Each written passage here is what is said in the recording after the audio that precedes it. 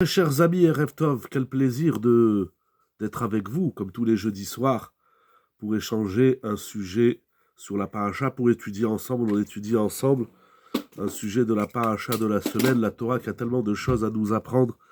Et dans cette paracha de Chaye Sarah, il y a tellement de sujets passionnants et importants pour la Torah, mais également dans la vie. Le sujet que j'ai choisi d'étudier ce soir, il tourne autour d'un personnage. Bien sûr, l'étude de ce soir, elle est dédiée pour la réfoua shelema de tous les malades. Je pense notamment à Elinoa Simcha bat Rachel Haya Sarah, qu'Akadosh Baruch Hu nous envoie une réfoua shelema très très vite, mais Ezrat Hashem, parmi tous les malades d'Israël, qu'on n'entend que des bonnes nouvelles. L'étude de ce soir, elle est dédiée également à la Hatzlacha, à la réussite de tout le monde. À la Hatzlacha, je pense en particulier de notre campagne Alodon que nous avons déjà un petit peu commencé par les réseaux sociaux, mais dont nous lancerons Bezrat Hashem la semaine prochaine.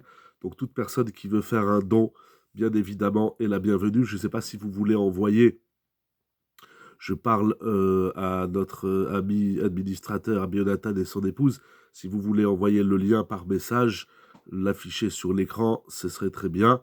Comme ça, les gens, ils peuvent tout de suite faire un don. Mais Ezrat Hashem, Mi Shebera, Chavotenu, Avraham, Savi Yaakov, ou Yevarech et Kol Amitnadvim, et Kol Anoten Bechol Idvat Dibo, mais Ezrat Hashem, Kakadosh Baruch Hu vous donne la bracha, la hatzlacha, la simcha, la refoua, la santé, le bonheur, la joie, et comme j'aime dire, des cascades de bénédiction.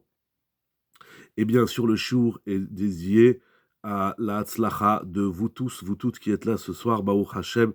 Ensemble, nous allons grandir le nom de la Torah, le nom d'Akadosh Baruch Hu, la gloire d'Akadosh Baruch Hu. J'ai choisi ce soir de parler d'un personnage qui est assez mystérieux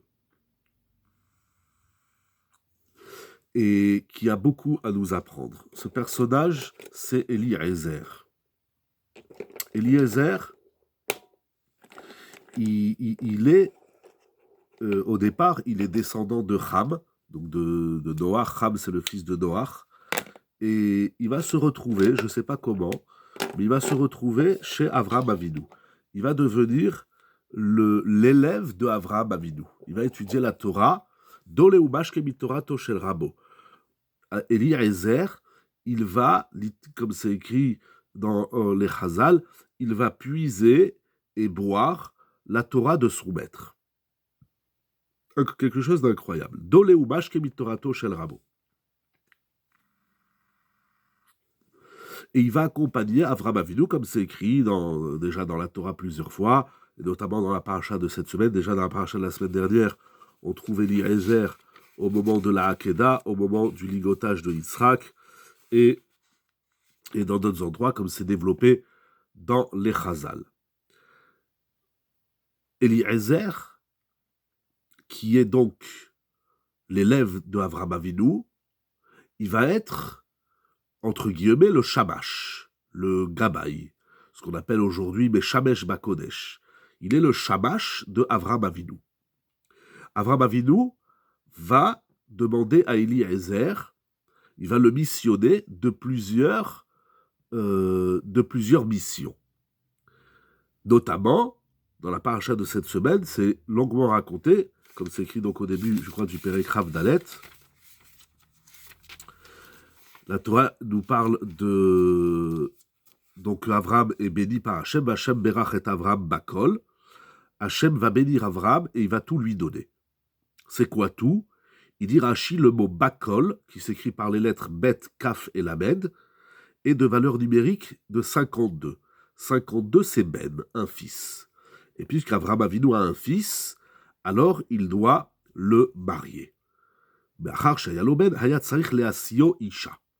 Donc Avraham Avinu, il va s'occuper de Eliezer, de son fils Yitzhak, pour lui trouver une épouse et pour marier son fils, que d'ailleurs la Mishnah dans Masechet Kiddushin nous rappelle que c'est l'obligation du père de marier son fils, de marier ses enfants. Pour marier Yitzhak, il faut trouver une jeune fille, il faut faire un shidur, comme on dit aujourd'hui. Et donc au verset 2, toujours au début du chapitre 24, la Torah nous dit qu'Avraham Avinu, il parle El Avdo. il va parler à son serviteur. Donc la Torah, elle dit clairement, elle ne le nomme même pas. Par la suite, on sait que c'est Eliezer, mais la Torah, elle ne le nomme même pas. Avram, il appelle son Eved, il appelle son serviteur, et il lui parle. Déjà, Yonatan ben Uzziel, il nous dit que le serviteur de Avram, c'est Eliezer, mais c'est pas mentionné clairement. On dit même pas son nom. C'est un Eved, un serviteur. Et il va le faire jurer, il va avoir une requête très particulière que la Torah nous dit sur les versets suivants. Et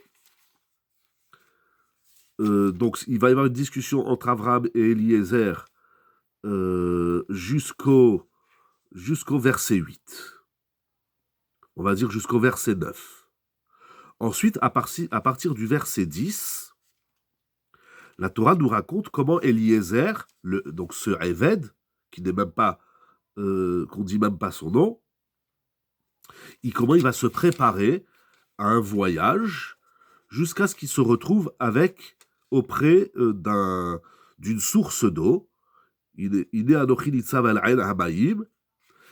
va faire une prière à Dieu, et tout le monde connaît l'histoire, qu'il va rencontrer, à peine il a fini de parler, voyez au verset 15, à peine il a fini de parler, donc de prier à Dieu, et voilà que Rivka vient vers lui. Et donc après, il a toute la discussion, le chesed assez surprenant et impressionnant de Rivka, qui va dire à Eliezer, elle va lui présenter de l'eau, et elle va également abreuver les 10 chameaux de Eliezer. Ok, alors là, on va pas lire toute l'histoire parce qu'elle est très longue, et durant toute cette histoire, donc comment ça va se dérouler, ensuite la Torah, elle nous dit que Eliezer, il va rencontrer les parents, la famille de Rivka, et il va leur dire, voilà, j'ai trouvé Rivka, et je veux prendre Rivka comme épouse pour le fils de mon maître, c'est-à-dire pour Yitzhak. Fort est de constater, de façon assez surprenante, c'est que Eliezer, il va pas se limiter en disant aux parents, voilà, j'ai rencontré votre fille, et je pense que c'est un bon parti pour Yitzhak. Il va répéter toute l'histoire. Il va dire, j'ai prié à Hachem, il va répéter sa prière, et il va dire, j'ai rencontré Rivka, et elle m'a donné je lui ai demandé de l'eau, elle m'a donné de l'eau, elle a abreuvé mes chameaux, etc., etc. Donc il va leur rappeler toute l'histoire. Et donc, si vous êtes d'accord, au verset 49, si vous voulez faire du chesed, eh bien, donnez-moi la jeune fille, sinon je continue mon voyage. Et ils acceptent. Ils vont lui donner Rivka.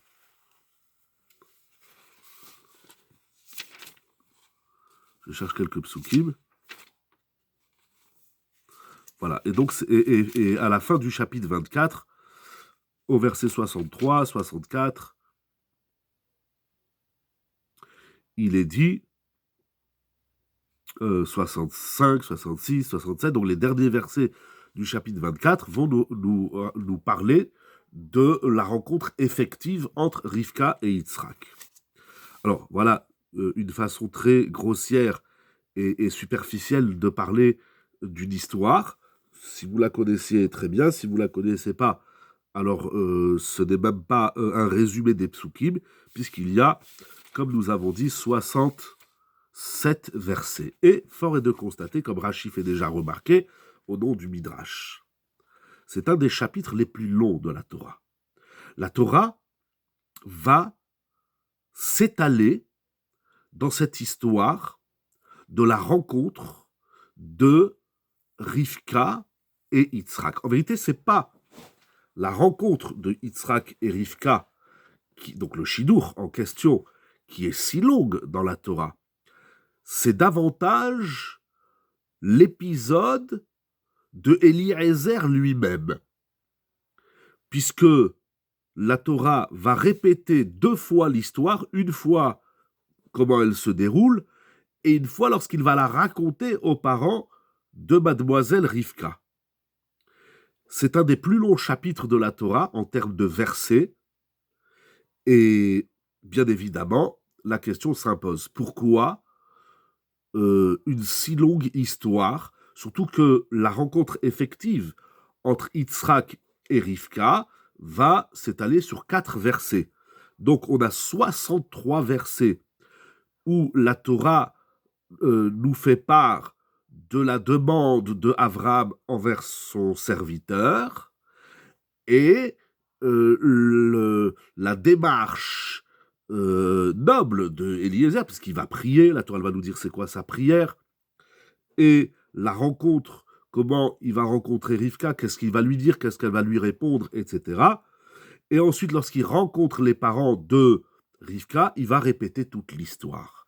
Tout ça, c'est très long, c'est très très long, c'est difficile bien sûr, les Mefarshim, ils nous aident, les Midrashim, c'est difficile de s'arrêter sur chaque verset, sur chacun de ces 67 versets de ce long chapitre. C'est une question que tout le monde soulève et sur laquelle tout le monde rapporte l'enseignement du Midrash.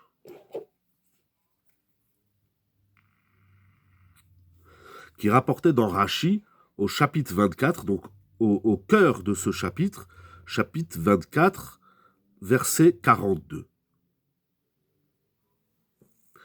Qu'est-ce qu'il y a dans ce verset? Va'avo hayom el ha'aïn. Et donc il raconte, et il dit, je suis arrivé à la source d'eau, Vaomar, et j'ai prié, Hachem Eloké Adoni Avraham, Hachem, Dieu de mon maître Avraham, Im yeshna matzniach darki, si tu m'envoies la réussite, à laquelle vers laquelle je me dirige. Donc je me dirige vers la réalisation d'un shidour, et il raconte, là on est déjà dans le récit, si je ne me trompe pas, oui, voilà, on est déjà dans le récit fait aux parents, à la famille de Rivka, et donc il répète toute l'histoire. Et là, Rachid nous dit quelque chose, on entend bien, ça va, ça passe bien le son. Oh, ok, si vous dites, c'est que ça passe bien. Amar Rabbi Acha. Ok, merci. Rashi rapporte l'enseignement du Midrash. Rabbi Acha dit, Yafa, sichatan shel avde avot, mitoratan shel banim. Share parasha shel Eliezer kefula batora, ve'arbe guf et Torah shelo nitlnu ela biremiza. Baruch ata Adonai le lecholam shakol yamin varo. Parce qu'on aurait pu dire, on va traduire tout de suite le Midrash, on aurait pu dire que cette longue histoire, c'est pour nous raconter, c'est Yitzhak qui est intéressant. C'est sa rencontre. Yitzhak qui fait partie des 3 pères d'Israël, Avraham, Yitzhak et Yaakov. Rivka, elle fait partie des Imaot, Sarah, Rivka, Rachel et Léa. On aurait pu dire que ce qui est intéressant, c'est la mise en avant de ce shidour, de cette union qui va se réaliser, se concrétiser. Mais Rashi nous dit, dans l'ensemble de ces 67 versets, on ne voit pas beaucoup Yitzhak. Yitzhak, il figure dans 2 versets, à la fin du chapitre. La place, ici, l'honneur est faite, l'honneur est attribué à Eliezer. C'est Eliezer qui est mis en avant. Les premiers versets, c'est Abraham qui lui demande donc d'aller chercher une jeune fille. C'est Abraham qui lui fait une prière pour que sa mission marche. La fin du chapitre, c'est Yitzhak. Donc il y a une quinzaine de psukim qui nous parlent d'Abraham et Yitzhak, et 50 psukim qui nous parlent de Eliezer. Et de Rivka, certes. Rashi nous dit, il faut retenir, ça veut dire c'est Eliezer qui est mis en avant. L'honneur ici, au devant de la scène, on a Eliezer. C'est un personnage intéressant, il y a beaucoup de textes dans les Midrashim, on va en citer quelques-uns. Ce Eliezer-là, il a impressionné les Chachamim. Pourquoi tant d'honneur, tant de versets, en tout cas dans la Torah, autour de ce personnage?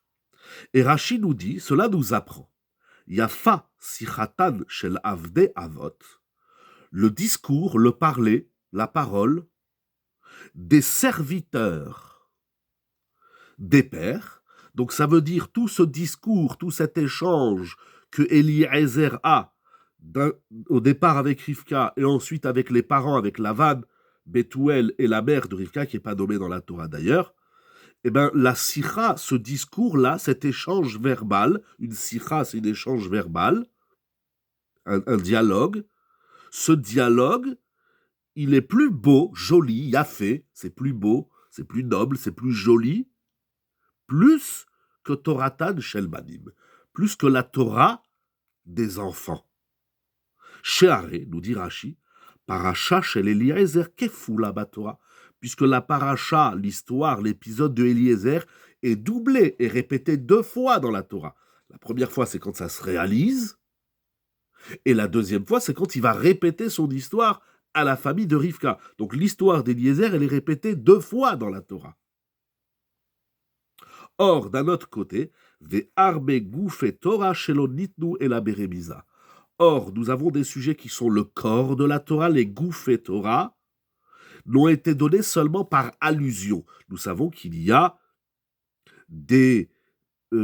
toutes les mitzvot de la Torah, elles sont dites d'une certaine façon où on est obligé d'aller dans le remez, dans l'allusion, pour déchiffrer en quoi consiste la mitzvah. Donc Rachid dit on a 2 parties dans la Torah. On a Gouf et Torah, le corps de la Torah. C'est intéressant que le corps, normalement, c'est clair. Le corps, c'est extérieur. Eh bien là, le corps de la Torah, il est en remez, donc il faut le chercher de l'intérieur. Il est prononcé de façon allusive dans la Torah. Rien n'est clair. Dans la Torah, c'est écrit les tfilin, la mezouza, le Shabbat, la cacheroute. C'est pas clair. Mais par l'exercice du remez, on va découvrir, on va donner à ce corps de la Torah, on va lui donner un dessin, une consistance. La deuxième partie de la Torah, ça s'appelle Toratan Shel Banim, la Torah des enfants des Avot. La deuxième partie, c'est la Sikha des Avdei Avot, c'est-à-dire le dialogue, tout aussi intéressant qu'il est, qui répète des serviteurs des pères, qui est répété 2 fois dans la Torah. Alors, Rashi s'interroge au nom du Midrash Rabbah, comment se fait-il que ce dialogue, que ce parler, cette parole de Eliezer est répétée 2 fois dans la Torah, alors qu'il est le serviteur des pères, et que la Torah, de l'autre côté, la Torah des enfants, elle est dite de façon extrêmement concentrée et succincte, et il faut passer par un exercice de rémisa, de remez, pour découvrir la Torah. Comment se fait-il ? Il nous dit Rashi, au nom de Rabbi Aha, dans le Midrash, parce que ce discours de Eliezer, il est plus dans le sens de plus, il est davantage beau, il est plus beau, il est plus beau. Qu'est-ce que ça veut dire ? Plus beau pour qui ? Plus beau pour quoi ? Qu'est-ce qu'il y a de beau dans un discours ? C'est ça que nous allons essayer de comprendre. Est-ce que c'est clair jusqu'ici, Rabotai ? Ok, puisque c'est clair, nous allons avancer pour comprendre. Il y a, vous savez, quand on va étudier un personnage dans la Torah, comme dans la vie, il y a 2 façons de l'étudier. Il y a la façon détaillée, ça veut dire que je vais regarder, par exemple, on étudie beaucoup Avraham en ce moment, on est dans les parachiotes qui nous parlent d'Avraham. À partir de la semaine prochaine, on va nous parler de Yitzhak, et ensuite Yaakov, et les 12 tribus, et avant on a parlé de Adam, de Noach, de Methushelach, de Hanoch, des fils de Noach, etc., etc., etc. Quand on parle d'un personnage, quel qu'il soit, dans la Torah, il y a 2 façons de l'étudier. Les 2 sont valables et les 2 sont complémentaires. La première façon, et cette première façon que je vais tout de suite édicter, c'est la façon la plus classique. C'est d'étudier le personnage dans son détail. Par exemple, on dit Avraham, il est l'homme du chesed. Parce que notamment, il a reçu des invités, comme on a vu la paracha de la semaine dernière. Parce que Avraham, il a voulu sauver la cité de Lot, de Sédom, pardon. Parce que Avraham, il a voulu sauver Lot. Donc chez Avraham, on voit une qualité, une vertu, qui s'appelle le chesed. Alors on va étudier le chesed de Avraham. Lorsqu'on va parler de Yaakov, on va parler du Hémet de Yaakov. Lorsqu'on parle de Noach, on dit Noach, il a construit une teva, un bateau, une boîte, pendant la période du déluge. Alors on va parler de la construction de la teva par Noach. Et ainsi, quand on parle de Adam, on va dire Adam, il a fauté dans le Gan Eden. Cette lecture de la Torah, qui est très intéressante parce qu'on va étudier chaque détail de la personne, et de laquelle on va tirer des leçons. De Avraham, on va apprendre le Chesed, de Yaakov, le Hémet, etc. La même chose chez les Imaot, Sarah, Rivka, Rachel, Léa, on va étudier la qualité de chacune. Mais cette façon de lire la Torah, qui est très importante, parce qu'on prend un point et on l'approfondit et on lui donne une forme, cette lecture de la Torah, elle contient un problème. Parce que cette lecture n'est que partielle. Pourquoi? Parce qu'on s'est rendu compte, par exemple, je vais le faire chez Avraham. On s'est rendu compte qu'Avraham, sa qualité, c'est le chesed, mais Avraham, il n'a pas que le chesed comme qualité. Avraham, il a aussi la foi, la émouna. Avraham, il a aussi la tfila, la prière. Avraham, il a aussi le shalom baït, on le voit discuter avec Sarah. Je reviens un peu sur la paracha de la semaine dernière. Il a des différends avec Sarah. Avraham, il nous apprend aussi quant à l'éducation des enfants. Comment il a éduqué Yitzhak et comment il a éduqué Ishmaël. Comme c'est écrit au début de la paracha de Vayera, les Chadecho Bemitzvot. Avraham, il a donné du Chinuch à Ishmaël. Donc tout d'un coup, on voit que chez Avraham Avinu, il n'y a pas que le Chesed. Avraham, il a institué la prière de Shacharit. Avraham, il a eu 10 épreuves. Alors, si on dit Avraham, c'est le Chesed, c'est vrai, mais c'est incomplet. Et il faut prendre l'amida A et il faut l'intégrer dans un klal, dans la totalité du personnage. Et si on y arrive, il y a bien sûr des textes, des sfarim qui nous aident à faire ce travail, mais il est fondamental, c'est que l'amida du chesed d'Avraham, lorsque je vais l'intégrer dans la totalité du personnage d'Avraham, alors son chesed, il va prendre une autre dimension. Yitzhak, c'est le ligotage d'Yitzhak, la Akedat Yitzhak, ou le sacrifice d'Yitzhak. Si j'étudie le sacrifice d'Yitzhak, alors je vais dire Yitzhak, il est le din, Yitzhak, il est la gvura. Mais ça suffit pas, c'est incomplet, parce que Yitzhak, il est aussi un sacrifice, un korban, et Yitzhak, il a une histoire, comment il va rencontrer Rivka, comment la semaine prochaine, ils vont prier chacun de leur côté, comment il va s'occuper de Yaakov et de Esav. Donc il y a un aspect général. On étudie le détail, le prat en hébreu, et ce prat, il faut le réinsérer dans le klal et ça va donner une autre dimension, et au personnage dans la totalité, dans le klal de la personne, mais également dans son détail. Le détail lui-même, il va prendre une autre dimension. Ça veut dire qu'il faut prendre le détail et il faut le réinsérer dans le contexte. Donc, Rashi nous dit ici, revenons à Eliezer. J'espère que c'est clair jusqu'ici. Revenons à Eliezer. Rashi nous dit, ces 67 versets, c'est le klal. Ça veut dire c'est l'idée générale de Eliezer. Il s'appelle Avdei Avot, il est le serviteur de Avraham, et ce qu'il dit, c'est beau. C'est tellement beau qu'il faut le répéter 2 fois. On peut pas tirer grand-chose de ce texte. Il est extrêmement, j'ai envie de dire, pour le comprendre, il faut faire l'exercice de la rémisa. Il faut faire l'exercice d'aller chercher l'allusion, c'est-à-dire ce qui se cache. Alors, le Sfat Emet, il fait quelque chose d'incroyable. On va arriver au Sfat Emet, mais d'abord je prends un premier point du Sfat Emet. Au verset, toujours dans le chapitre 24, au verset 39,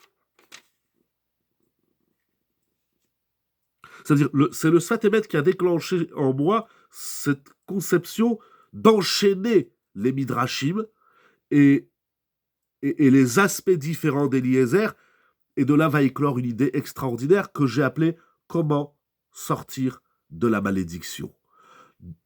On n'aime pas ce mot. Normalement, on dit comment sortir des épreuves, comment sortir des problèmes. Il faut mettre des mots. Dans la Torah, un problème, ça s'appelle une klala, une malédiction. Dans la Torah, il y a deux systèmes. Il y a la bracha, la bénédiction, et il y a la klala, la malédiction. Tout ce qui n'est pas bénédiction est malédiction. Donc, on veut sortir du noir, du tunnel, des énergies négatives. Appelez ça comme vous voulez. Dans la Torah, ça s'appelle une klala. Là où ça va pas, ça s'appelle une klala. Alors on va chercher des moyens de sortir de cette malédiction. On va faire des teilim, on va faire de la tzedaka, on va se renforcer dans la Torah, tshuva, tfilat, tzedaka. On va, aujourd'hui, c'est très à la mode, on va faire des ségoulottes. Alors attention, il y en a des vrais, il y en a des inventés. Il y a de la clownerie dans les ségoulottes, vous le savez très bien. Bon, on va chercher quelque chose, en tout cas, qui va nous sortir de la malédiction. Eh bien, ce soir, nous allons voir ensemble, à travers le Sfat Emet et d'autres Mefarshim, comment on sort de la klala. Eliezer, il nous apprend dans la vie un point fondamental, comment on sort de la malédiction. Comment on sort des problèmes? Comment on trouve le bout du tunnel? Comment on trouve la lumière dans l'obscurité? Comment on règle tous les problèmes de la vie? C'est pas une blague, Moraï Verabotaï. Vous allez voir, c'est extraordinaire. On entend bien, tout le monde est là? Ok, alors on continue.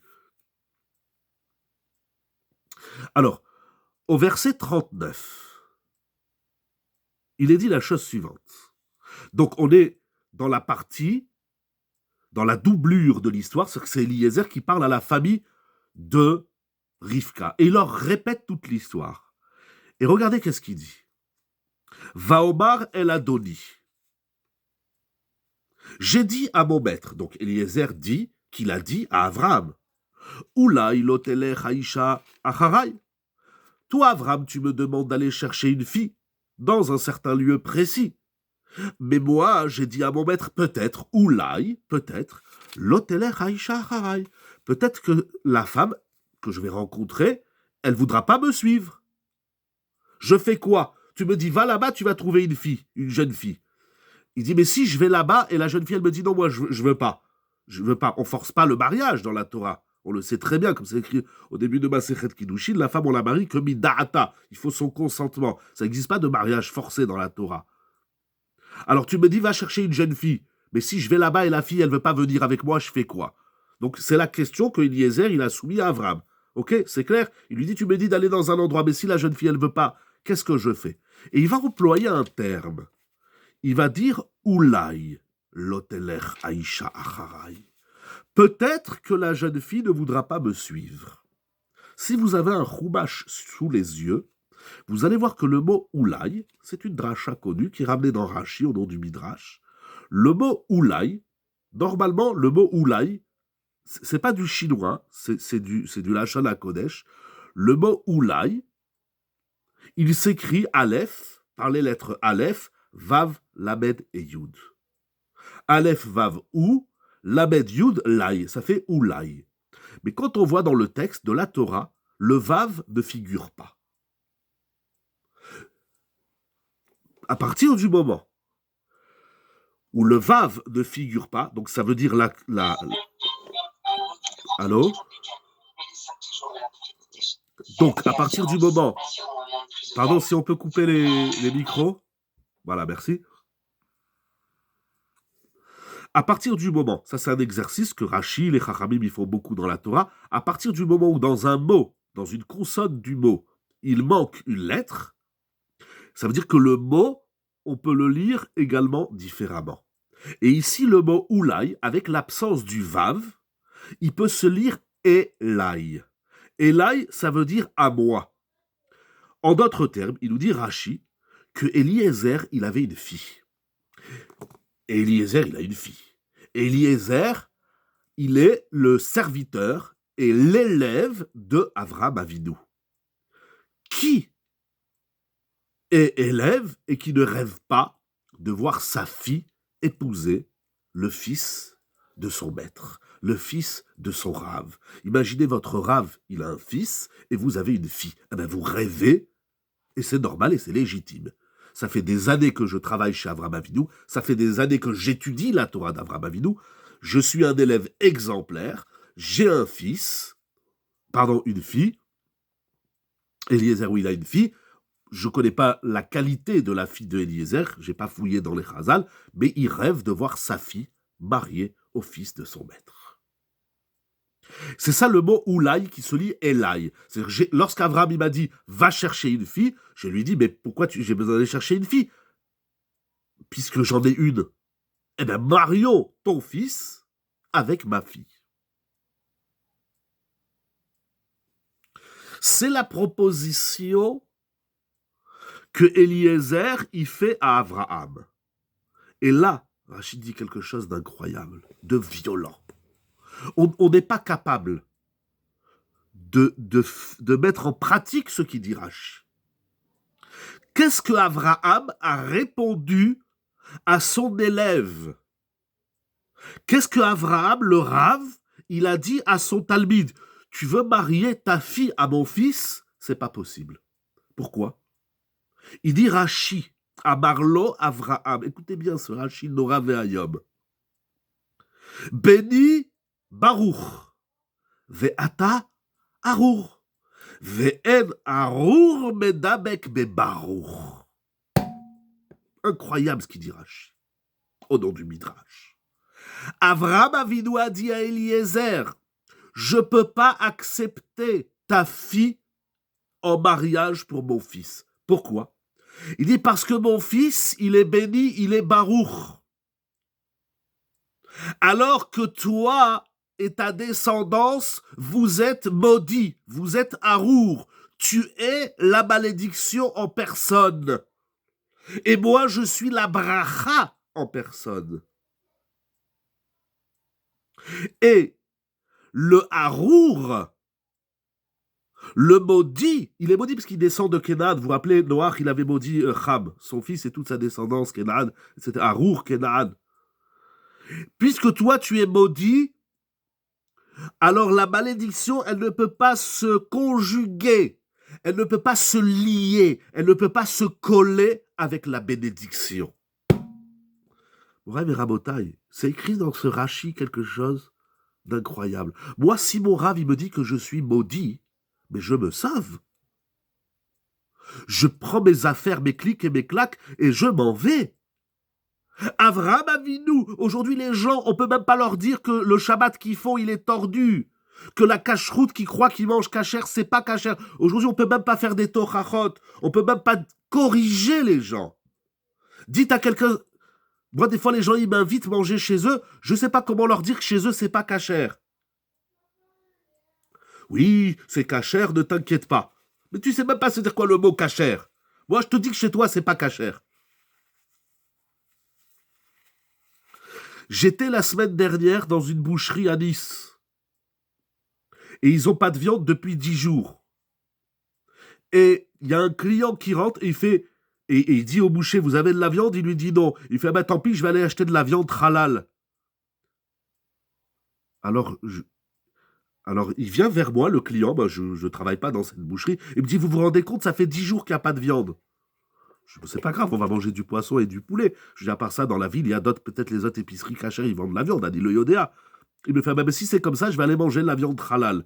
Je ne pouvais pas lui dire tout ce que j'avais envie de lui dire. C'est difficile, c'est un monsieur que je connais un peu. Mais je lui ai dit, vous savez, si déjà vous mangez de la viande pas cachère, ne mangez pas du halal. Allez à Leclerc, la viande, elle est encore moins chère. Si déjà tu manges pas cachère, alors économise ton pognon. Alors, je lui ai dit un peu, il me dit, non, mais au moins elle est halal. Mais halal, elle est encore plus taref que celle de Leclerc. Ou Auchan, ou appelle ça comme tu veux. Donc, Ayom. Mais aujourd'hui, quelqu'un, il vous invite. Et vous savez que la cache-route, elle n'est pas au top. Mais vous allez lui envoyer dans la gueule, je mange pas chez toi, c'est pas cachère. Mais il va vous flinguer. Il va dire, c'est ça les religieux, blablabla, etc. Ou quelqu'un, vous avez un garçon, un fils, et il dit, tu veux pas marier ton fils à ma fille? Mais que sa fille, Bichlal, elle est en short dans la rue, elle a oublié de s'habiller. Tu vas dire, mais je peux pas marier mon fils avec ta fille qui fait pas la sniout. Mais on parle pas comme ça aux gens. Aujourd'hui, on parle pas comme ça. On peut pas mettre ce Rashi en pratique, je sais pas. Mais qu'est-ce qu'il dit Rashi? Avraham, il dit à Eliezer, non mais tu es maudit.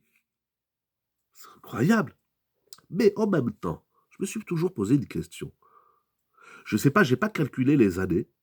Ça fait des années qu'Avram, il étudie avec Eliezer. Je peux supposer que c'est pas la première fois qu'il lui a dit tu es maudit. Mais en tout cas, là, il lui envoie clairement dans la gueule. Arour ata. Veata arour. Avram, il sait que son serviteur, son talmid, doléomash kemitorat rabo. Et Eliezer, il sait très bien d'où il vient. Il vient d'une descendance maudite. La première chose, c'est que Eliezer et Avraham, chacun il sait que Eliezer il est maudit, il est Arour. Mais Avraham il accepte d'enseigner la Torah à un type qui est maudit. Aujourd'hui quand on veut enseigner la Torah, on fait tellement d'examens, des fois voilà, il faut que je me calme. Mais je vais étudier la Torah. Oui, mais c'est qui ton père, c'est qui ta mère. Qu'est-ce qui justifie ce Arour au moment où il le dit? Mais parce que, ça veut dire, au moment où Avraham, il lui dit, va chercher une fille pour mon fils, il trouve, c'est le meilleur moment de lui dire, mais Rabbi, j'ai une fille. Non, mais toi, tu sais très bien, tiens, Arour, c'est pas une vraie proposition. Un peu de sérieux, Avraham, il dit Eliezer, un peu de sérieux, mon cher élève, mon cher et tendre élève. C'était, j'ai pas lu tout, Rachid, il dit, Vaya bechazer limtso ila. À chaque fois, il cherche le moyen de coller sa fille. Il dit, t'es maudit, qu'est-ce que tu veux? T'es maudit, t'es Harour. Il dit, t'es Harour, mais t'es pas mort. Aujourd'hui, quand on enseigne la Torah, quand quelqu'un d'où il vient, c'est qui son père, c'est qui sa mère. Ah, il veut étudier la Torah. Ah, tu veux étudier la Torah? Avram, pour étudier la Torah dans sa yeshiva, il acceptait les gens maudits. C'est incroyable. Et Eliezer, il quitte pas son rave, il reste collé à son rave. Mais déjà, ça s'appelle sortir de la malédiction. Ne pas rester conditionné. C'est pas je suis maudit, ben je suis foutu. Voilà, je suis foutu. Voilà. L'échec, j'ai écrit un article dans le Lechadoni de cette semaine. L'échec n'est pas un trépassement. L'échec, c'est pas la mort. Ton problème, n'est pas synonyme de mort. C'est-à-dire, il est maudit, mais il n'est pas mort. Eliezer, il est le serviteur de Avraham Avinu. Eliezer, il est l'élève. On ne nous parle pas de tous les élèves d'Avraham Avinu. On sait, le Rambam, il écrit clairement qu'Avraham Avinu aya megayer à la fim verevavot. Avraham Avinu, il a converti des milliers et des myriades. Qui sont passés où tous ces convertis d'Avraham Avinu? Je ne sais pas, les Mefarshim, ils posent la question. Rav Tzadok, il parle de ça aussi, Véod. Le seul Talmid qui est collé à Avraham Avinu, c'est Eliezer. Avraham, il accepte, il a choisi un élève maudit, et l'élève maudit, il reste collé à son rave. Mais comment Mais déjà ça s'appelle sortir de sa malédiction. Déjà ça s'appelle sortir de sa malédiction. Je vais pas me laisser abattre par ma malédiction. Et il tente. Non seulement il se laisse pas abattre, mais il tente. Il dit à Avraham Avinu, je veux que tu prennes ma fille. Mais tu sais très bien, ton rave, il va te dire que tu es maudit. Je tente.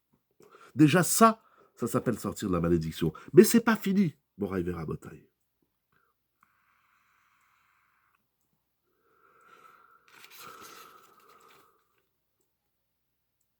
Lorsque Eliezer, cet élève et serviteur du premier, mais qui c'est qui rêve pas d'être le Talmid de Avraham Avinu? C'est écrit dans Pirkei Avot. À quoi ça sert de tenter quand on est Harour? Vous allez voir. Très très bonne question. À quoi ça sert de tenter? D'abord, il faut toujours tenter. Vous savez pourquoi? Parce qu'en vérité, celui qui tente pas, ou il est orgueilleux, ou il croit pas en Dieu. Parce qu'il pense saisir tous les paramètres du système. Justement, Eliezer, il s'enfonce pas dans ce harour qu'il anime. C'est pas parce que mon ancêtre c'est Kenan et c'était un tordu que moi je vais me coller ça à la peau. Et à l'âme, je tente. Il faut toujours tenter. Qui ne tente rien n'a rien. Il y a une espèce de slogan comme ça. Tente! Mais je te dis, je vais pas y arriver. Mais tente! Mais à quoi ça sert? Ça sert à rien. Ça sert de tenter, de vivre. Vous vous rappelez le Sfat Emet qu'on a vu il y a quelques semaines? Mais c'est pas fini, mon rêve à la montagne. Déjà, tenter, ça veut dire je ne me laisse pas abattre par mon défaut, ma faille, mon échec. Je ne me laisse pas abattre. C'est passé comme ça, un point, c'est tout. Revenons un petit peu en arrière dans les psukim. On va voir quelque chose d'extraordinaire. Mais vraiment de splendide. Déjà ça, c'est le premier pas de la sortie de la malédiction, c'est de ne pas se soumettre à la malédiction, au problème, dans les mots d'aujourd'hui, aux problèmes, aux épreuves. C'est pas parce que tu as une épreuve, c'est pas parce que tu as un problème, c'est pas parce que tu es maudit, Arour Ata, c'est pas parce que je suis pourri que de moi il peut rien sortir de noble. Ça, c'est déjà énorme. Mais ce n'est que la moitié du travail, parce que ça suffit pas de ne pas accepter la malédiction, faut-il encore sortir de la malédiction pour aller où? On va pas nulle part, il n'y a pas de neutralité. On a dit au début, c'est écrit clairement dans la Torah, dans Devarim, c'est ou Arour ou Barour, c'est ou la malédiction, la klala, ou la bracha. Donc maintenant que je suis sorti dans la klala, de la klala, je sors de la malédiction, je sors du problème, il faut que je me retrouve dans la bracha. Moraï Veramotai. Lorsque Eliezer, il a rencontré Rivka, et ensuite il va rencontrer les parents de Rivka, et il va leur demander s'ils acceptent le shidour. C'est écrit au verset 29 du chapitre 24, où les Rivka ou Shmo Ach ou Shmo Lavan. Rivka a un frère qui s'appelle Lavan. J'aime dire que Lavan en hébreu ça veut dire blanc, c'est le premier qui travaillait au noir. Vayarotz Lavan el ha'ish achutza el ha'ayin. Lavan y court vers Eliezer pour l'accueillir, il va lui faire achlas atorchim.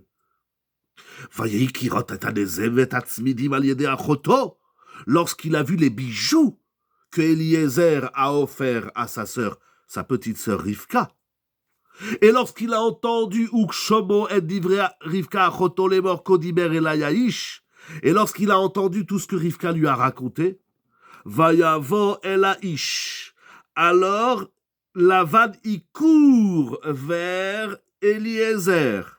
Veine omed ala gemalim alain.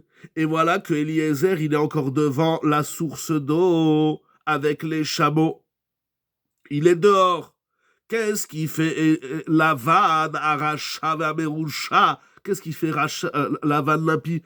Vayomer bo beruch Adonai. Lama ta'amod bachutz ve'anochi piniti habayit umakom la gemalim. En simple, avant de rentrer dans la clé du trésor, du coffre-fort. Et Lavan, il dit à Eliezer, pourquoi tu restes dehors? Viens à la maison. Mais comment Lavan, il appelle Eliezer Vayomer bo beruch Hashem. Tu es le béni de Dieu. Mais incroyable, on a dit, il est maudit. Alors on peut dire que Lavan, il comprend rien. Lavan, il comprend pas rien, c'est pas un idiot, c'est un rachat, mais c'est pas un idiot. Vous vous rendez compte? Moi, ça fait 10 minutes, je vous dis que Lavan, c'est pas moi, Rachid nous a dit que Eliezer, il est Arour, alors que Lavan, lorsqu'il accueille Eliezer, il lui dit « Oh, toi, le béni de Dieu, rentre à la maison. » Il y a un bug. Eliezer, il est Arour ou il est Barour? Vous allez me dire, c'est Lavan, il comprend rien. Mais Rabotage, on n'est pas en train de lire un roman ou un journal. On est en train de lire la Torah Kdosha. Et si la Torah nous rapporte les propos de Lavan qu'il a dit que Eliezer, il est Barour, c'est que Eliezer, il est Barour. Alors je comprends plus rien. D'un côté, Lavan, il nous apprend, il dit, oh, mais ça va pas, les gars.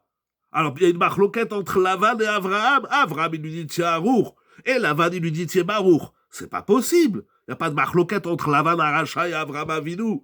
Alavan Shalom.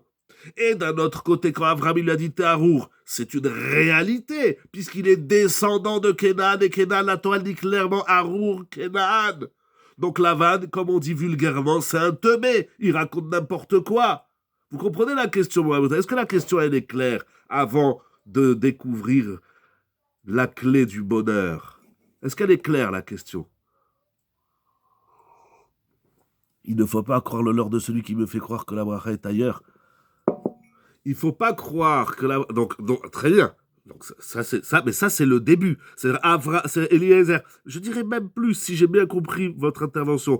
Eliezer, il sait qu'il est Harour. Il connaît très bien son ancêtre, Mistama, qui lui faisait l'asgir chaque année, qui donnait des cacahuètes pour l'asgir de son grand-père.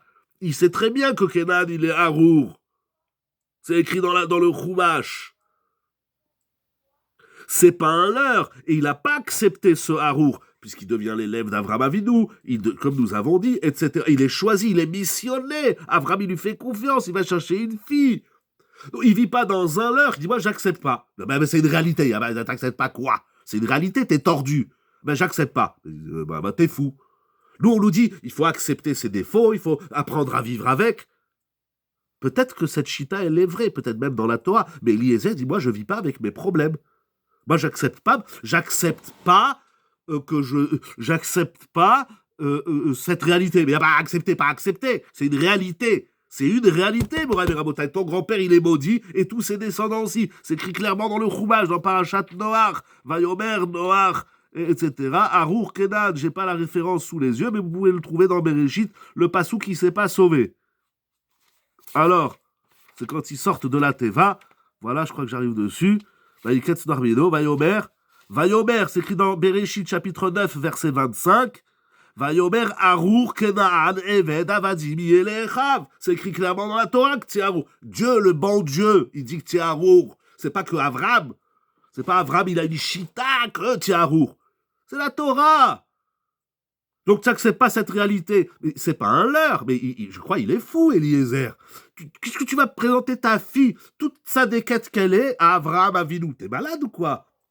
Eliezer, il refuse cette réalité.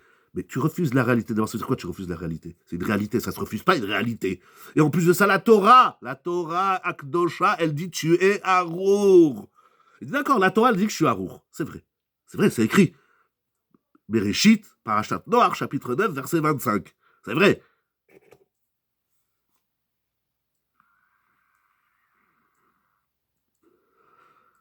Je regarde Rashi là-bas, si ça a un rapport avec ce que nous développons, mais non, il y a des Rashi très intéressants. Incroyable. T'acceptes pas la réalité, t'es un malade, tu penses le contraire de la Torah, tu es doublement malade, t'es taré. Et c'est de ce taré-là que la Torah elle nous dit ça, il n'y a rien de plus beau. Ça veut dire quoi ça, Ribono Shalolam? C'est quoi je refuse une réalité? C'est quoi je refuse un pasouk? C'est plus qu'un leurre, il est malade. Ça déglingue dans sa cervelle. Moraï Rabotai. J'ai cherché, j'ai fouillé. Le Harour n'est pas un frein pour Eliezer qui continue d'agir, au contraire. C'est ça qui est énorme. C'est-à-dire que la malédiction, le problème, l'épreuve, la crasse, l'obstacle, c'est pas un problème pour continuer dans la vie. Mais comment on fait? C'est quoi? C'est de la émouna? C'est quoi? C'est du délire. À un moment donné, c'est-à-dire que des fois dans la vie, c'est dur, hein? C'est dur ce qu'il fait Eliezer. Je veux dire, mais c'est comme ça. On vit dans une certaine fatalité de la vie de l'être. C'est comme ça. Qu'est-ce que tu veux que je fasse? Ce que je veux que je fasse. Mais pourquoi t'acceptes cette réalité? Une réalité, ça s'accepte pas. C'est une réalité. C'est là. Qu'est-ce que je te dise?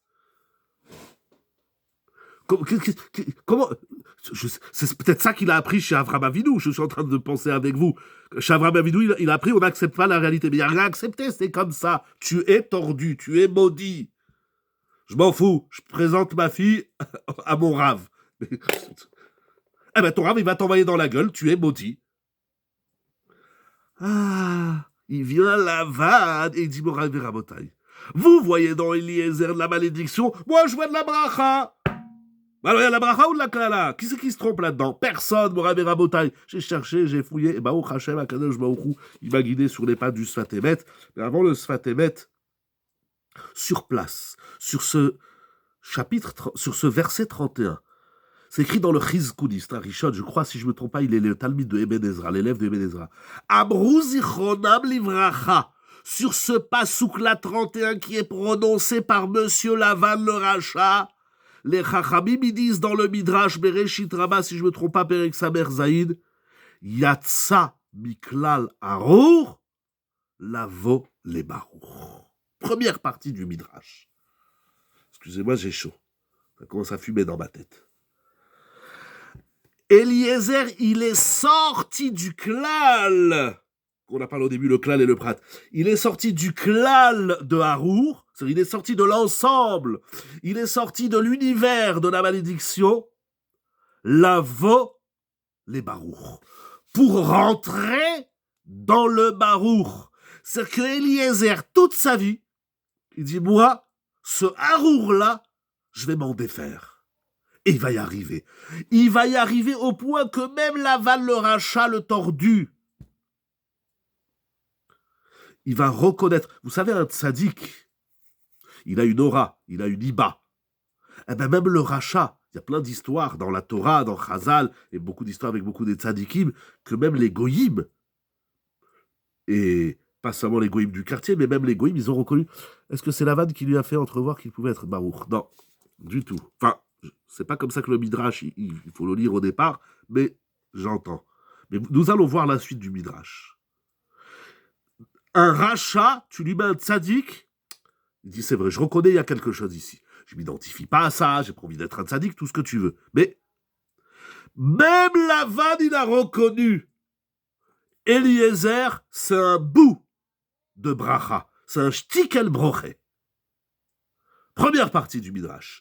Yatsa miklal Harour, la volée Barour. Il est sorti du klal de Harour, il est sorti de l'ensemble. Il n'y a plus rien de maudit en lui.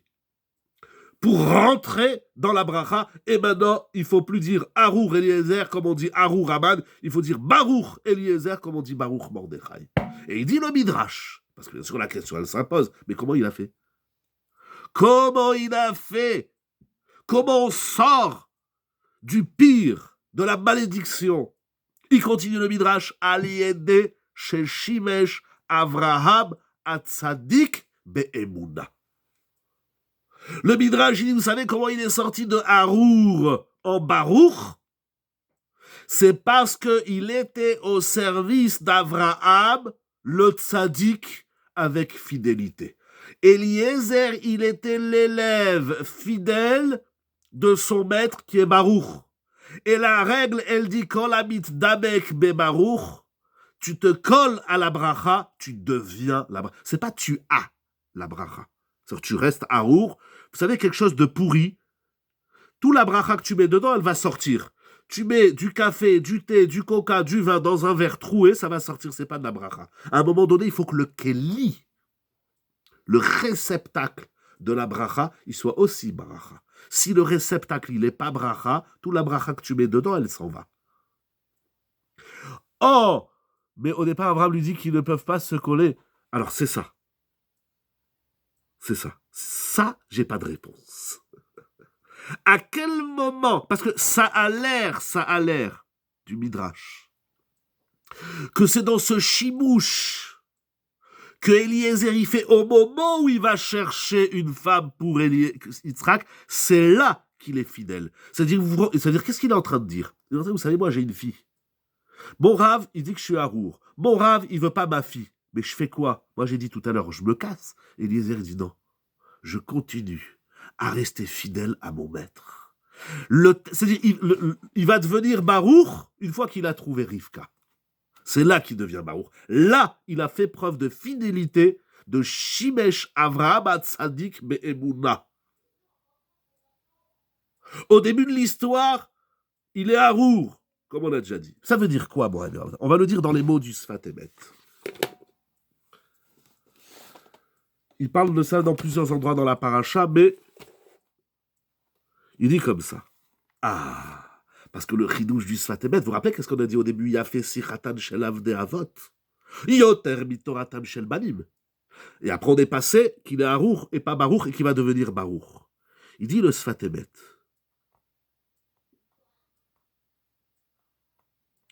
Il ramène le Midrash, qu'on a dit du Chizkouni. Eliezer mitor shiret oto tzadik be'emouna. C'est là, à ce moment-là où il va chercher une jeune fille, où il est missionné par son maître, et il reste fidèle à son rave. C'est pas mon Rav, il m'a dit, je suis Harour, je me casse. Aujourd'hui, on s'en va, même si le Rav, il t'a dit, tu es Baruch, les gens, ils s'en vont. Ton Rav, il te dit que tu es Harour.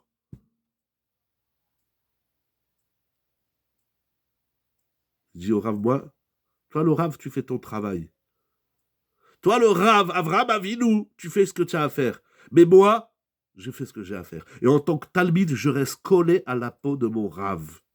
Ça te transforme. Un personnage maudit d'une descendance maudite pour devenir Baruch. Il y a Tzamikla Larour les Baruch. Il dit le Sfatemet.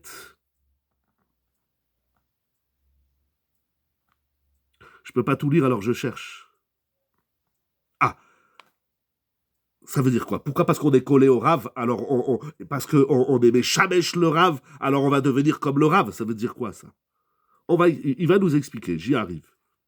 Mais d'abord, pour expliquer les Midrashim, et cette chose-là, davarze leaper haklala libracha, cette faculté de transformer.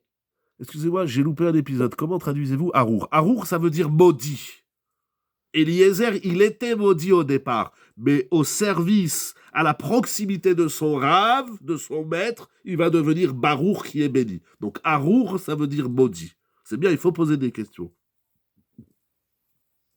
Il dit le Sfatemet. Et cette faculté, avec plaisir, cette faculté de transformer la malédiction en bénédiction, Chaviv lefanav idbarach yoter. C'est ça que Hachem il aime chez Eliezer. C'est que Eliezer, toute sa vie s'est posé une question. Comment je vais sortir de cette malédiction? Et ça, le bon Dieu, il kiffe. Pourquoi? Pourquoi ça le kiffe? Il continue.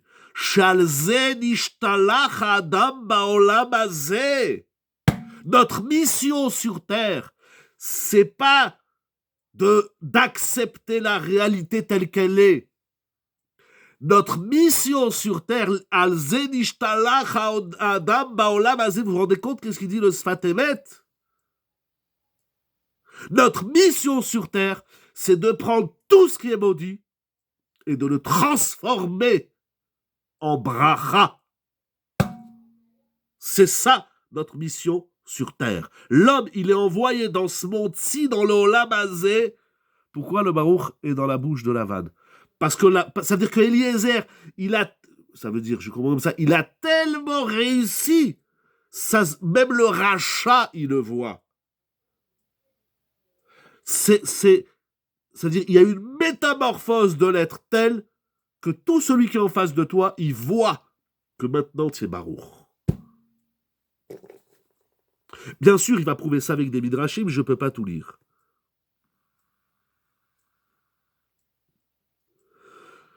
Vous vous rendez compte ce qui est écrit ici, Morav et Rabotai? Le bon Dieu, il m'a mis moi, comme toi, comme lui. Il m'a mis là, moi. Il m'a dit, tiens, toi, je vais t'envoyer à Nice, dans le sud de la Gaule, Galout, Gaulois. Galout, Gaulois, c'est la Gaule, c'est la Galoute. Je t'ai envoyé sur terre pour que tu transformes tout ce qui est pourri, tout ce qui est maudit, klala, en bracha, en bénédiction. C'est ça la mission de chacun sur terre, il nous dit le Sfatemet. Il va le prouver, il y a des midrashim et des psukim. Eliezer, il a réussi cette mission. Et c'est ça que le bon Dieu, il aime. Oui, tu vas découvrir la Torah, c'est très important, c'est la base, le monde, c'est la Torah. Mais si avec ta Torah et tes mitzvot, si avec ta vie et tes midot, tu n'arrives pas à transformer le pourri en meilleur, tu as loupé ta mission sur terre. Parce que ta mission sur terre, c'est de transformer le pire en meilleur.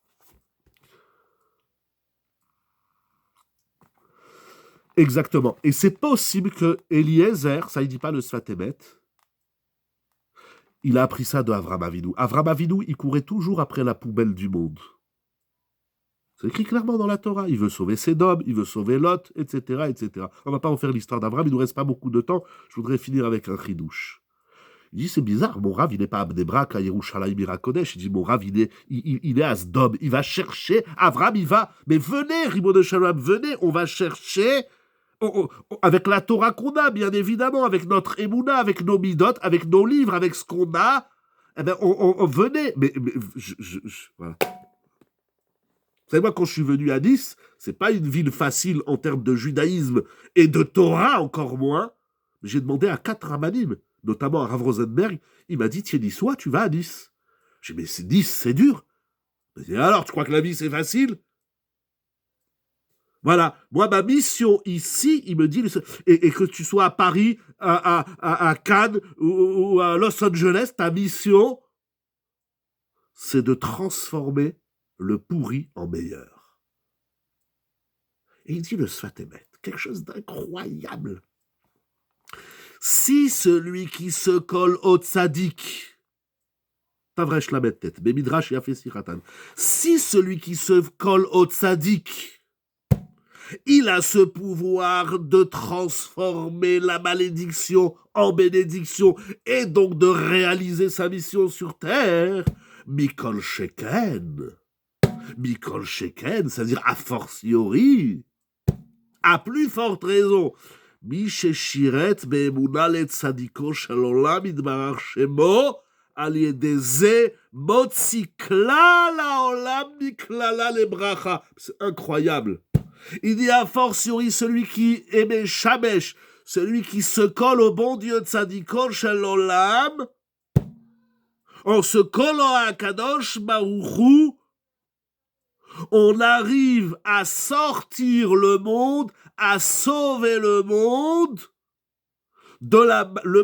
l'univers tout entier, à sortir le monde entier de la malédiction à la bénédiction. C'est tout simplement incroyable. Qu'est-ce qu'il dit le Sfat Emet? Je voudrais commencer le shiur. Ça veut dire, il faut digérer tout ça. Chaque fois que tu fais une bonne tfila, tu es en train de transformer une klala en bracha. Chaque fois que tu fais de la tzedaka, tu es en train de transformer une klala en bracha. Chaque fois que tu fais du chesed, tu transformes une malédiction en bénédiction. Chaque fois que tu fais une mitzvah, Shabbat, mezouza, kashrut, la Torah, c'est une machine à laver ou c'est une machine qui transforme la klala en bracha. Plus on se colle au tzaddik, plus on transforme la klala en bracha. Et a fortiori, lorsqu'on se colle à Kadosh Baruch Hu, comment ça marche? Je voudrais vous lire une phrase. On va finir avec une très belle phrase.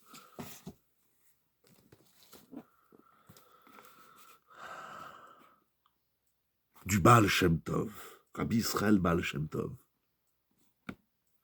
Je ne peux pas dire publiquement tout ce qu'il dit. C'est délicat. Mais il dit,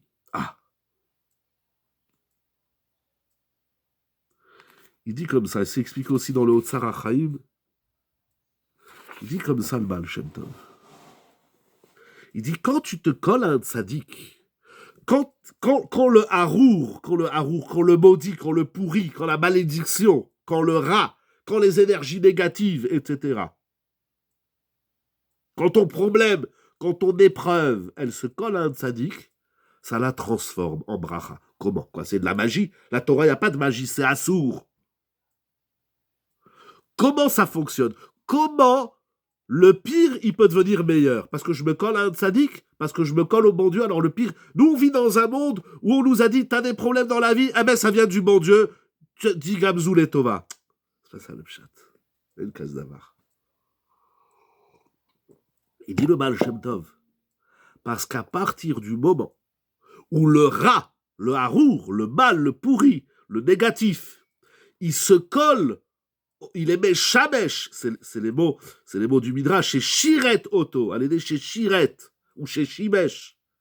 À partir du moment où le Ra, il devient le support, où il se met au service du Tov, alors il se transforme en Tov. Dans une des versions que j'ai vues du Baal Shem Tov, il dit comme ça, que Shara ou Gorem Tov, Maasa Kise El Tov. C'est-à-dire que Eliezer, il est Harour. Mais il dit, moi, je suis Harour. Ben, au lieu d'aller servir les gens tordus, je vais me mettre au service. Vous savez, on est tous au service de quelqu'un dans notre vie. On est au service de notre conjoint. Monsieur au service de sa femme, madame au service de monsieur. On est au service des enfants, on est au service des parents. Vous travaillez dans une société, vous êtes au service de votre patron. Qu'on le veuille ou non, on est tous le serviteur de quelqu'un. On n'aime pas ces mots aujourd'hui, serviteur, encore moins esclave, bien évidemment. Mais de toutes les façons, quand tu travailles dans une société et ton patron il te dit « Monsieur va faire ça », eh ben, tu es au service de ton patron. Ok, tu es rémunéré tout ce que tu veux. On est tous au service de quelqu'un. Tous. Mais à partir du moment où le Ra, il se met au service du Tov, ça dit, moi, je ne suis pas une finalité. Je vais prendre ce Ra, n'est-ce pas ce qu'a fait Agar? Elle en est exactement. Bien sûr qu'elle est devenue Tov. Vadaï, Agar, elle a mis au monde Ishmaël. Ishmaël, il va faire tchouva. Mais sauf Yamav. Nous, on regarde Ishmaël comme un racha, comme un rat.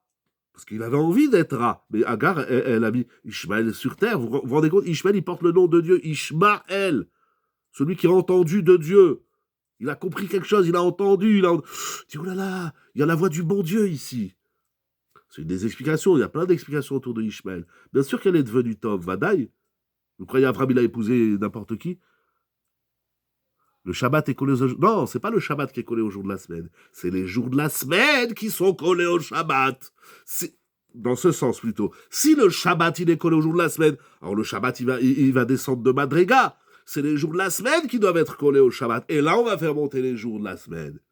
Lorsque le Ra, il se met au service du Tov, il va devenir, il est plus un but. Le Ra, c'est pas un but, c'est pas un objectif. Le Ra, c'est un moyen. Et s'il se met au service du Tov, il reçoit le Tov. Soyons Tov alors qu'on est Ra. C'est incroyable ce qui est écrit ici. Eliezer, il a dit à Abraham, c'est vrai que je suis Harour, mais fais-moi confiance. Mais comment Abraham, il a fait confiance à cet homme? Comment Abraham? Il est Harour. Vous demandez à quelqu'un, je peux te donner une mission. Il dit oui, mais tu sais, moi, tu me demandes une mission. Mais moi, je suis maudit. Je descends de Canaan. Ah, tu es maudit. Alors nous, on cherche que des gens bénis. Et Al-Ahmar, tu n'as rien compris. Avraham Avinu, à travers son élève, il nous apprend une des plus belles leçons. Comment je fais pour mettre mon rat au service du Tov? C'est pour ça que j'ai dit, maintenant le chiour, il commence. Mais vous savez, la question, elle n'est pas nouvelle. C'est juste que moi, je ne veux pas... Voilà, il est tard, je n'ai même pas vu combien de temps. Hein, le chiour. Ouh là là. Ouh là là. Là, vous savez, maintenant le chiour, il commence. Attendez, pourquoi le téléphone, il ne prend pas? Voilà. Mais Kitsour, maintenant le chiour. Mais vous savez, ça, c'est pas nouveau. C'est pas moi qu'il faut poser la question, c'est au Chazal. Il faut développer encore beaucoup et beaucoup. Je vais vous dire Shabbat Shalom, Bechila, je ne sais pas bien ce que je fais, mais c'est écrit, les Chachamim dans Masechet Brachot, Bechol Levavecha, il faut servir Dieu avec le Yetzarara. Nous, on attend d'avoir envie de faire les choses bien. On dit, ah, ça c'est le Yetzaratov. Là, j'ai un élan de bienveillance, alors je vais faire du bien. Non, on n'est pas juif que quand ça va bien. C'est pas qu'avec le Yetzaratov qu'on fait des mitzvot. C'est pas que quand tu as envie d'amener l'autre à 3h du matin à l'aéroport que tu fais des mitzvot. C'est pas, allez, ça me fait plaisir. Non. La Torah, elle veut qu'on fasse les choses même quand ça nous fait pas plaisir. Comment on sert un kadosh baruch. Là, t'as du yetzara. T'en peux plus, tu as envie de faire la vera. Tu as envie de manger du cochon. Avec ça, tu vas servir le bon Dieu. Avec cette envie. Nous, on les tue, les ta'avot. Nous, on tue, et on vit dans la frustration, et on vit dans la colère. Non, t'as envie de faire une avera, mais c'est génial. Sert Dieu avec cette envie de faire la avera. C'est pas nouveau, ça, c'est pas le chidouche du Baal Shem Tov, et du Sfat Emet, de Eliezer et de Avraham. Ça, c'est Chazal, ça, c'est les Chachamim dans la Mishnah. Bechol levavecha, ça veut dire que tu dois servir Hachem avec ton Yetzerara. Il faut encore au moins 1 heure, bien évidemment. C'est quoi servir Hachem sur Yetzer Hara? Mais j'ai pas envie. J'ai pas envie le matin d'aller à la prière. Eh ben avec cette non-envie d'aller à la prière, tu vas aller à la prière. Incroyable. Mais comment? Ah, il faut faire la guerre. Non, il n'y a pas besoin de faire la guerre au Yetzer Hara. Tu dis, tu veux pas aller à la tefila? Il n'y a pas de problème, j'y vais quand même. Viens avec moi. Parce que le Sarah dit, bon, alors vas-y, je t'attends dehors. Non, c'est dommage, il fait froid dehors. Il dit le Mishnah Broura. Le Yetzara, il dit, non, mais qu'est-ce que tu vas là-dessus là, il fait froid. Mais moi, je lui dis à Yetzara, t'as raison qu'il fait froid. Eh bien, au lieu d'attendre dehors comme un teubé, comme un idiot qui boit son café déjà à 6 heures du matin, dehors dans la rue, mais viens avec moi au Beth Midrash. Il fait chaud, il y a du café au Beth Midrash. Il faut l'amener à la Yeshiva, le Yetzara. Non, tu comprends, j'ai pas envie d'étudier la Torah. Mais c'est ça qui est bon. Prends cette non-envie. J'ai pas envie de me marier avec une juive, je veux me marier avec une goya. Mais c'est extraordinaire. Mais c'est magnifique. Viens sous la choupa avec une tzadékette, avec ton envie d'épouser une récha'a. Comment on fait? C'est un grand débat. Vous avez une immense question. C'est pas moi qui finis le shiur avec une question. Morav et Rabotai. Extraordinaire. Cette leçon de vie. Comment sortir de la klala? C'est de ne pas voir la malédiction quand le rat restera. On lui dit qu'il est barour. Non, si le rat qui restera, on le met au service du tov, alors le rat, il devient tov. Première leçon, on vit pas la réalité comme une fatalité. On vit pas la réalité pourrie comme une fatalité. C'est comme ça et ce sera pas autrement. On se met au service du tzaddik et a fortiori du bon Dieu, et alors on devient... Mais vous savez, c'est quoi le problème? Eliezer, malgré sa condition de maudit, a réussi à être béni, car il a compris qu'il n'avait pas de fatalité. Exactement. Hazak Umaor. Et ça, le bon Dieu, il aime. Parce que le bon Dieu, il nous a fait tout pourri. C'est écrit Ra'amideu Rav. Dès que tu es né, tu es pourri. Tu es rat. Non, chacun il a... Non, tu es rat, la Torah, elle te dit, tu es rat. Et maintenant, tu vas passer toute ta vie à transformer le rat en tov, la klala en bracha. Morav et Rabotai, voilà les 2 rachis que je voulais partager avec vous cette semaine. Le Chiskouni qui m'a ramené le Midrash, le Sfat Emet et le Baal Shem Tov Yehiratson, que nous puissions, parce que ça, il nous a dit le Sfat Emet, c'est notre mission sur terre. Akshbrou, il a dit, tu es rat. Mais maintenant, à 120 ans, on va voir qu'est-ce que tu es devenu. Tu es resté rat ou tu as réussi à transformer le rat au tov. Morav et Rabotai, je vous dis, vous voulez un autre exemple? Oui. Mais ça parle d'argent. La tzedaka. J'ai pas envie de faire la tzedaka. Alors bon voilà, je te donne 10 € pour la yeshiva ou pour les pauvres. Non. Quelqu'un qui a pas envie de faire la tzedaka. Celui qui a envie de dire, bien sûr, tiens, 100 €. Chazak ou barour. Mais celui qui a pas envie de donner 100 € ou 1000, il les a. Le fric, il dort dans les banques. Bientôt, on pourra plus le sortir avec toutes ces lois qui nous font. Il faut vite donner de l'argent aux yeshivot et aux institutions de Torah et de Chesed et de Tzedaka avant qu'ils nous prennent notre argent.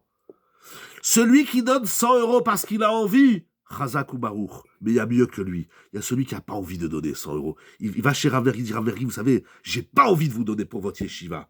J'ai pas envie. Ah, mais c'est ça qui nous intéresse. Ce qui nous intéresse, c'est pas celui qui a envie de faire Shabbat. Lui, ça y est, il est sur les rails. Shabbat, vous n'avez pas envie de faire Shabbat.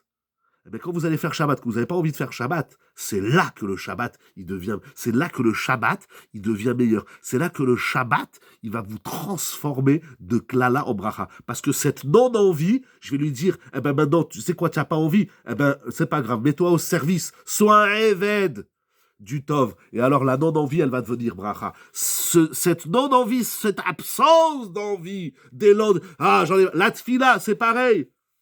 La tfila, vous croyez qu'on a toujours envie de la faire? Nous, les hommes, on l'a fait 3 fois par jour. Vous savez, moi, des fois, ça me gave. C'est bon, je l'ai déjà fait 3 fois hier.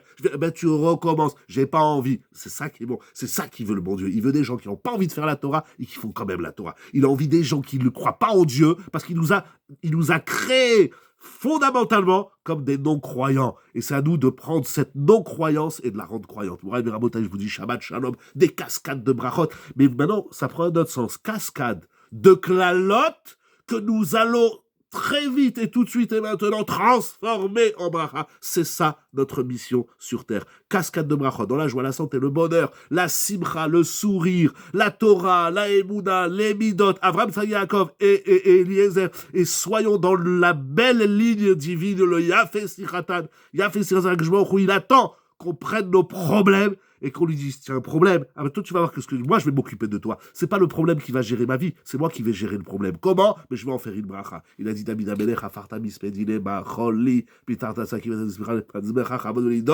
Adonai Leolam, Odeka. Shabbat Shalom. Merci beaucoup Rabbi Jonathan et ton épouse. Merci beaucoup pour les administrateurs. Merci pour tout. Merci pour Akadosh Baruch Hu. Merci pour vous. Merci pour la vie. Toda Rabba. Shabbat Shalom dans la joie, la santé, le bonheur, la Torah, l'imoud Torah. Et que Akadosh Baruch Hu, il vous comble de bonheur. Bakol Mikol Kol. Et que Akadosh Baruch Hu, pour la gloire d'Akadosh Baruch Hu, Yeshiva Zoom avec le sourire. Shabbat Shalom.